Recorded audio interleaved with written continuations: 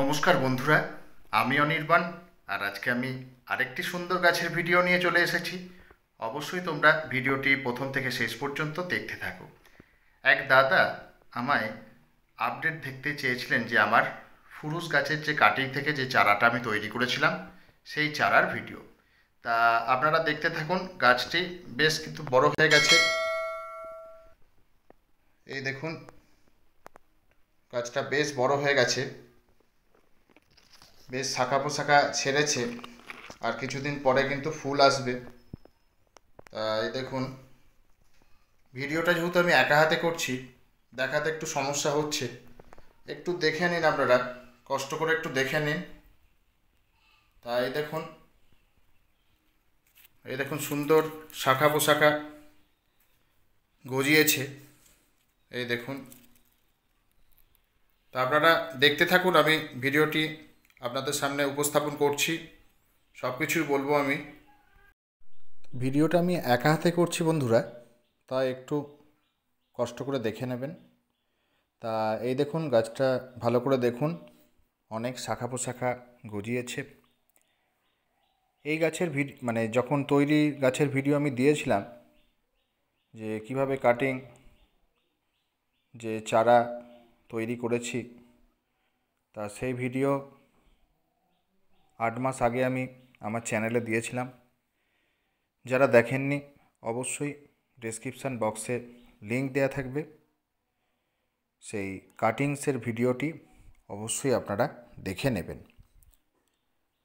তা এর আগেও আর বেশ কিছু ব্রাঞ্চ ছিল। তা এই গাছ হনুমানে খেয়ে নেয়, ভেঙে দেয়। তা আমার গাছটিও ভেঙে দিয়েছিল।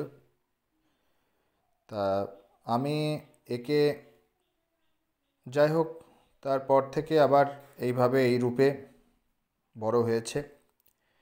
আর এই ভিডিওটি আরও আনলাম কেন, প্রথমত এক দাদা তো দেখতে চেয়েছিলেন বললাম, আর দ্বিতীয়ত আর এক দাদা বলেছেন যে ফুরুস গাছে কিভাবে ফুল আনবো, যে দাদা গাছে ফুল আসছে না।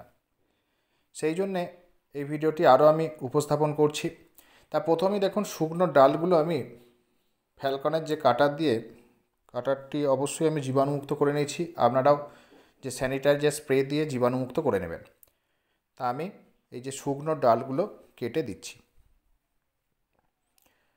তা দেখুন, নতুন বাগানিরা যারা দেখছেন প্রথম ভিডিওটি, তা দেখুন খুব সাবধানে আমি ডালগুলো কেটে নিচ্ছি।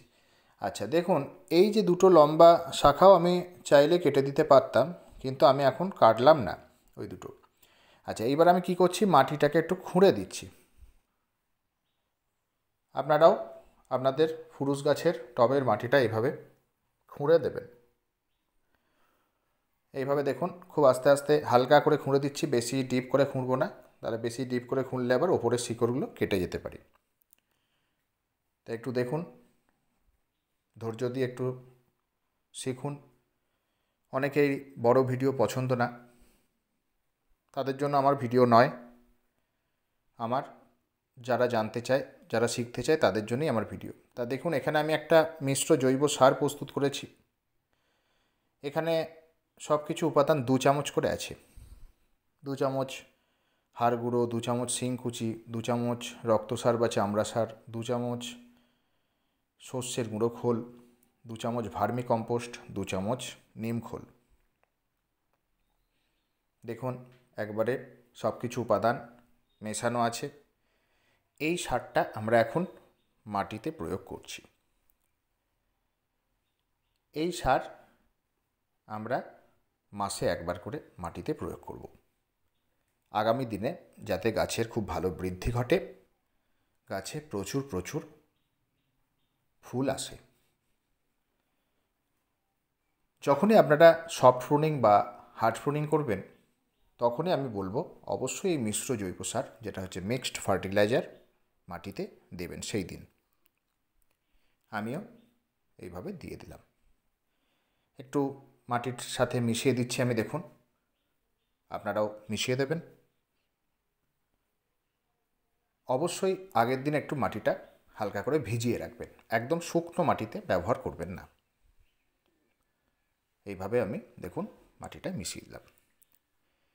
এইবার আমি জল দিয়ে দিচ্ছি। খাবার দিয়েই আপনারা জল দিয়ে দেবেন। কী প্রশ্ন করেছিলেন যে যাতে খুব তাড়াতাড়ি ফুল আসে। ঠিক এর 7 দিন পরে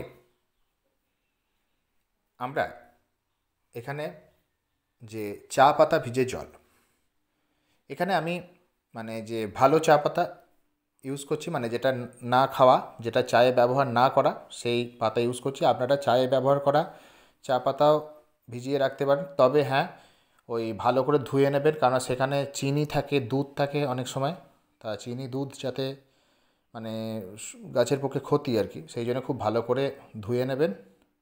ধুয়ে ভালো করে রোদে শুকিয়ে ইউজ করবেন। আমি এখানে ব্যবহার না করা চা পাতা ইউজ করছি। এখানে কি হবে, গাছ ভালো নাইট্রোজেন পাবে। এই জল আপনারা স্প্রেও করতে পারেন, পোকামাকড় আসবে না গাছে। এটা করতে পারেন, খুব কার্যকরী এই চা পাতা ভিজে জল। আপনারা 15 দিন অন্তর ব্যবহার করবেন গাছে। তা মিশ্র জৈব সার দেওয়ার 7 দিন পরে আমি এখানে ডিএপি, এই যে দানাগুলো দেখছেন এগুলি হচ্ছে ডাই অ্যামোনিয়াম ফসফেট। এই দানা আমি ইউজ করব মাটিতে আমি ইউজ করছি। এটা আমার 10 ইঞ্চি পট, সেই জন্য আমি 10টি দানা টবের কিনারা দিয়ে দেখুন ছড়িয়ে দিচ্ছি। এটি আমি 15 দিন অন্তর দেব। তাহলে কি হবে, খুব তাড়াতাড়ি গাছে ফুল আসবে। তাহলে আপনাদের আমি সমাধান করেই দিচ্ছি যে তাড়াতাড়ি গাছে ফুল আনতে গেলে ডিএপির ব্যবহার আপনারা অবশ্যই করবেন। এই ডিএপি যে সারের দোকানে পেয়ে যাবেন, হ্যাঁ, তবে একটা সাবধানতা অবলম্বন করতে হবে নতুন বাগানীদের। গাছের গোড়াতে এই ডিএপি ভুল করেও দেয়া চলবে না, দিলে কিন্তু গাছ মারাও যেতে পারে।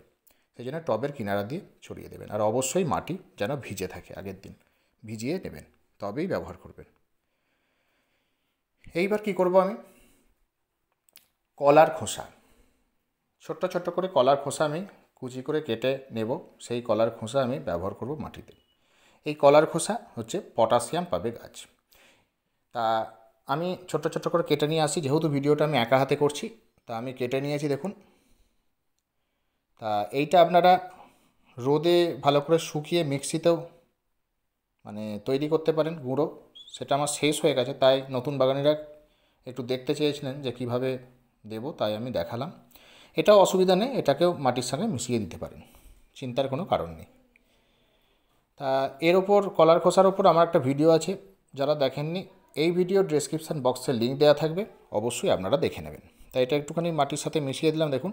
এটাও আপনারা ওই কলার খোসাটা এখন 15 দিন অন্তর দেবেন। তাহলে ডিএপি 15 দিন অন্তর, তার ঠিক 3 দিন পরে কলার খোসা 15 দিন অন্তর ছোটো ছোটো করে কেটে দেবেন বা ডাস্ট করে দেবেন। তাহলেই দেখবেন খুব তাড়াতাড়ি আপনাদের ফুল আসবে। আর এইভাবে কলার খোসাটা ভিজিয়েও ব্যবহার করতে পারেন। এইভাবে জলে ভিজিয়ে 3 থেকে 4টি কলার খোসা 1 লিটার জলে ভিজিয়ে তার সঙ্গে আরও 2 থেকে 3 লিটার জল ব্যবহার মানে মিশিয়ে আপনারা 15 দিন অন্তর ব্যবহার করতে পারেন। তবে হ্যাঁ, মেঘলা দিনে বৃষ্টির ওয়েদারে ব্যবহার করবেন না। তা এইবার খুব তাড়াতাড়ি যাতে ব্রাঞ্চ আসে, আর বেশি ব্রাঞ্চ মানেই হচ্ছে বেশি ফুল হবে। খুব তাড়াতাড়ি গ্রোথ আনানোর জন্য আমি এখানে একটা পিজিআর ব্যবহার করছি, মিরাকুলান 15 ফোঁটা 1 লিটার জলে আমি মিশিয়ে নিচ্ছি। এই দেখুন নতুন বাগানিরা এরম একটা স্প্রেয়ার বোতলে আমি মিশিয়ে নিচ্ছি। এই দেখুন এইভাবে আমি 15 ফোঁটা দেখুন মিশিয়ে নিচ্ছি। এগুলো আমাকে নতুন বাগানিদের জন্য দেখাতে হয়, যারা জানেন তাদের জন্য আমার এই ভিডিও নয়। তা দেখুন বাগানিরা, আমি জলে মিশিয়ে নিলাম। এবার আমি স্প্রেয়ারের মুখটা আটকিয়ে দেবো, আটকে আমি ভালো করে ঝাঁকিয়ে নেব। ভালো বাগানি হতে গেলে এটুকু ধৈর্য যদি না থাকে, 10 থেকে 11 মিনিটের ভিডিও যদি না দেখতে পারেন, তাহলে আপনারা কিচ্ছু শিখতে পারবেন না। আগামী দিনে আপনাদের ভালো গাছ আপনাদের তৈরি করতে পারবেন না, ভালো বাগানি হতে পারবেন না। তা দেখুন আমি ভালো করে ঝাঁকিয়ে নিচ্ছি। এইটা আমরা এখন 15 দিন অন্তর ব্যবহার করব। ভালো করে পাতাতে স্প্রে করে দিচ্ছি দেখুন।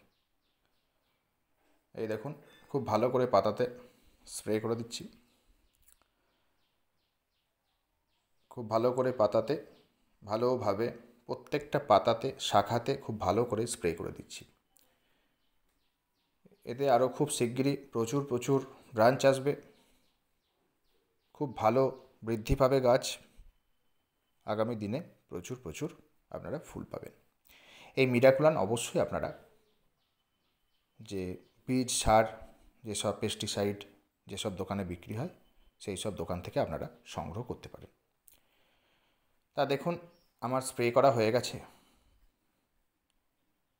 গাছটি আমি আমার বাইরের ঘরে একটা অন্য টেবিলের ওপরে স্প্রেটা করে নিলাম, কারণ এখন আমি আমার যে বেডরুমে ভিডিওটা করছিলাম, তা যেহেতু বেডরুমে স্প্রে করব না, আর এই স্প্রেগুলো যখনই করবেন ভালো করে মুখে নাকে মাস্ক দিয়ে নেবেন, হাতে গ্লাভস পরে নেবেন। যাই হোক, এগুলো মানবদেহের পক্ষে ক্ষতিকর। তা দেখুন আমার স্প্রে করা অলরেডি হয়ে গেছে। আর এই গাছ খুব রোদ ভালোবাসে, কিন্তু এখন তো মেঘলা ওয়েদার, আর আপনারা বৃষ্টিতে ভেজান গাছ, অসুবিধা নেই, বৃষ্টিতে ভিজলে পুষ্টিমৌল পাবে। আর বৃষ্টি ছেড়ে গেলে আপনারা কী করবেন, যে কপার বেসযুক্ত ফাঙ্গিসাইড যেমন ব্লু কপার বা ব্লাইটক্স 1 থেকে 1.5 গ্রাম 1 লিটার জলে গুলে ভালো করে ঝাঁকিয়ে পাতাতে স্প্রে করে দেবেন, আর কিছুটা জল মাটিতে দিয়ে দেবেন। তাহলে কী হবে, গাছে কোনো ফাঙ্গাস অ্যাটাক হবে না। মাটিতে দেয়া মানে হচ্ছে রুটে কোনো ফাঙ্গাস ধরবে না। এটা এখন যেহেতু বর্ষা মেঘলা ওয়েদার চলছে, সেই জন্য এখন 7 দিন অন্তর দেবেন। তাহলে আপনাদের ফুরুস গাছ খুব ভালো থাকবে, সুস্থ থাকবে। রোগ পোকা বলতে কি অনেক সময় মিলিবাগ মাঝে মধ্যে অ্যাটাক হতে পারে আর কি, যাতে না হয় সেই জন্য আপনারা যে 15 দিন অন্তর যে কনফিটর 1 ml 1 লিটার জলে গুলে ভালো করে ঝাঁকিয়ে পাতাতে স্প্রে করে দিন, তাহলে কোনো পোকামাকড় আসবে না, সাথে মিলিবাগও আসবে না, গাছ রোগ মুক্ত থাকবে। তাহলে আপনারা আজকে ফুরুস গাছের ভিডিওটি আশা করি বুঝতে পেরেছেন। যদি ভিডিওটি ভালো লেগে থাকে অবশ্যই লাইক করুন, বন্ধুদের সাথে ভিডিওটি বেশি পরিমাণে শেয়ার করুন, কিছু জানতে আমায় অবশ্যই কমেন্ট করুন, আর যারা চ্যানেলে নতুন তারা চ্যানেলটি সাবস্ক্রাইব করে পাশে থাকা বেল আইকন প্রেস করে দিন, যাতে সবার আগে নোটিফিকেশান আপনার ফোনে পৌঁছে যায়। Thank you.